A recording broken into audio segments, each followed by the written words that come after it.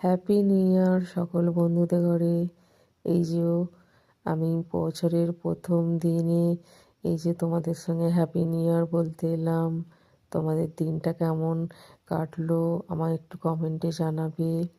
এই যে আমি চলে এলাম মায়ের কাছে একটু আদর খেতে। মাকে বলছি, ও মা, তুমি আমায় একটু বছরের প্রথম দিন একটু আদর করো না, আমায় একটু কোলে নাও না।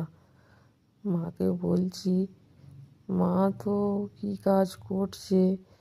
মায়ের এই যে কাপড় ধরে ধরে বলছি, মা তুমি আমায় একটু কোলে নাও না, কোলে নাও না। মা শুনতেই পাচ্ছে না।